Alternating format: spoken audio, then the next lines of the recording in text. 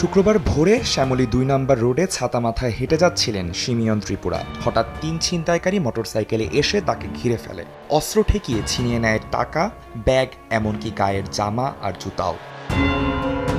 এই ঘটনায় শনিবার শেরেবাংলা নগর থানায় মামলা করেন ভুক্তভোগী। পরে অভিযান চালিয়ে ছিনতাই চক্রের মূল হোতা কবিরকে গ্রেফতার করে ডিবি। তাকে জিজ্ঞাসাবাদে খোঁজ মেলে এমন একটি চক্রের যারা ছিনতাইয়ের জন্য বাইক আর চাপাতি সরবরাহ করে। পর্যায়ক্রমে গ্রেফতার করা হয় আলামিন ও আসলামকে। মোহাম্মদপুরের জহির এবং কবির একটি গ্রুপ চালাচ্ছে, ছিনতাইকারীদের গ্রুপ, এবং এদের বড় কাজ হচ্ছে তারা মোটরসাইকেল ভাড়া দেয়, তারা হচ্ছে চাপাতি ভাড়া দেয়। এর বিনিময়ে যারা পেশাদার ছিনতাইকারী আছে, ছিনতাইকৃত মালামাল তাদের কাছে বিক্রি করে। পুলিশ জানায় রাজধানীর ছুরি ছিনতাই নিয়ন্ত্রণে বিশেষ পরিকল্পনা করছে আইন শৃঙ্খলা বাহিনী। অনেক সময় দেখা যায় যে তারা দিনের বেলা অটো চালাচ্ছে, রাতের বেলায় আবার হচ্ছে ছিনতাই কাজটা ব্যবহার করছে।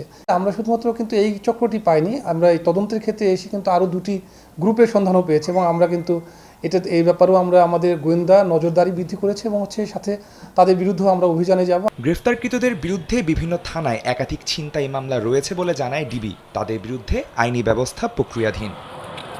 আদনান তুর্য, সময় সংবাদ, ঢাকা।